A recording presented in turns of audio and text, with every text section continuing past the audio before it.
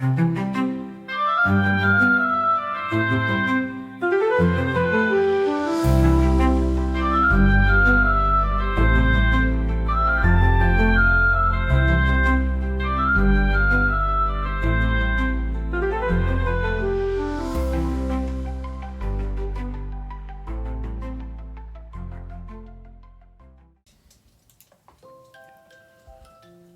hello there, and welcome back, friends, to another adventure by the fire from Sleepytime Corner. My name is Arthur Fezziwig, and tonight we venture to a clover-filled grove known as Honey Hill, where a lesson about kindness, understanding, and teamwork awaits.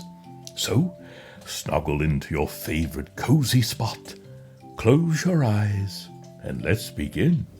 The Bears on Honey Hill by Gina Everly. Narrated by Arthur Fezziwig. Once upon a time in the heart of a sunlit valley, there was a peaceful grove covered in clover blossoms, known far and wide as Honey Hill. At the center of the grove stood a towering black locust tree. Its great old branches stretched high into the sky, cradling a golden teardrop-shaped beehive that buzzed with the sound and life of the hard-working honeybee colony. The hive was ruled by Queen Beatrice IV, a wise and gentle leader whose calm demeanor kept the hive running smoothly. She was adored by her subjects, who often spoke of her as the heart of Honey Hill. Under her reign, the bees had built a prosperous home. Their honey was the envy of every creature in the valley. But no one desired it more than Barty, a mischievous black bear with a reputation for sticky paws and a relentless sweet tooth. The bees came to call him Black Bart, after the feared and infamous outlaw and thief. Major Buzz, the head of the guard bees, often grumbled to the queen, "No matter what we try, Black Bart always finds us.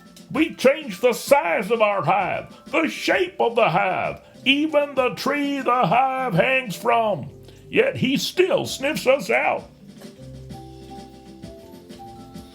Indeed, Barty had spent many seasons trying every trick in the book to sneak honey from the hive, often leaving a trail of broken branches and trampled clover in his wake. The bees had grown weary of his antics, their once peaceful lives now a buzzing flurry of constant vigilance.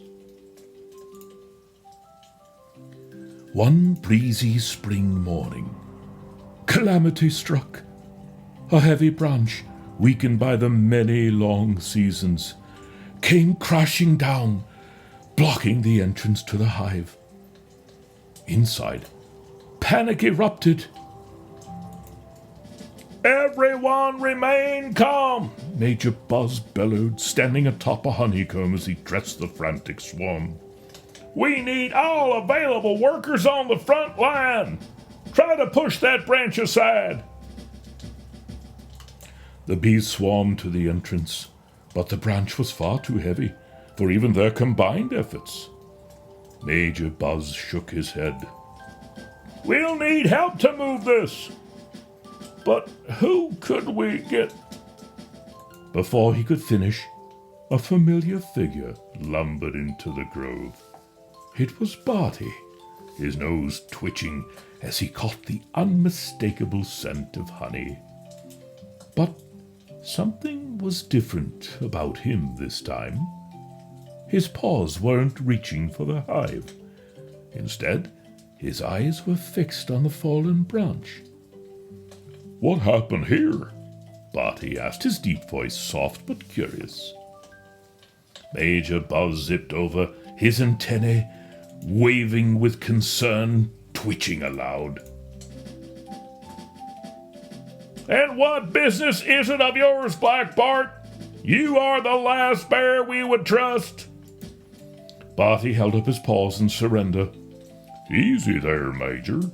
I may have a reputation, but I've never destroyed your hive. Not on purpose, anyway. From where I'm standing, no one's getting any honey until that branch is moved. Not you, and not me. The bees buzzed nervously, unsure what to think. And why should we let you help? Major Buzz demanded. Barty grinned, though not full of mischief this time. Because I'm strong enough to move that branch, and you're not. But I'll need something in return. Let me guess, Major Buzz huffed. More honey! Just a small share, Barty said. Fair enough? The bees whispered amongst themselves. Finally, the Queen's calm voice broke through the hum. Very well, Black Bart. But remember, this is our home, and our trust is not easily earned.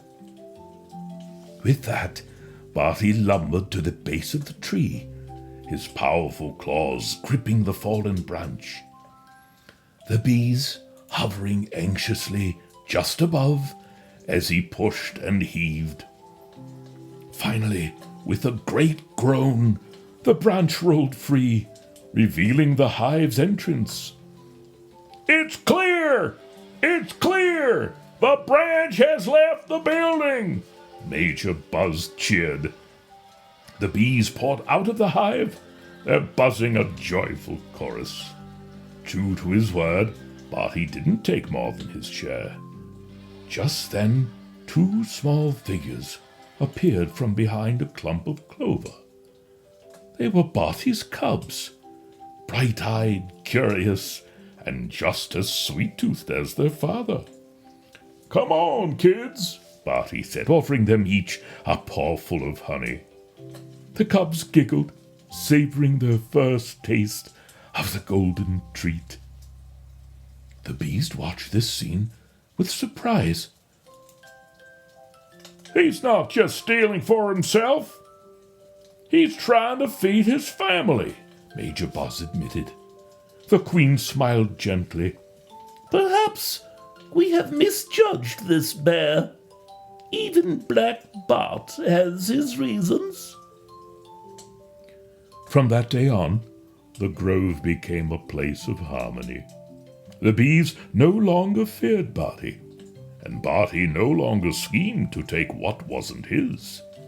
Instead, he helped protect the hive from other honey-hungry creatures, and even planted more clover to keep the grove blooming.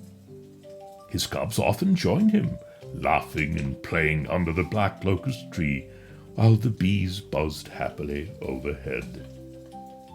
The end. And so, dear friends, Barty learned that kindness, teamwork, and compromise could be sweeter than honey itself. The bees gained a friend, and Honey Hill became a little brighter for everyone. For now we know that even the biggest mistakes can be mended with a little effort and a lot of heart.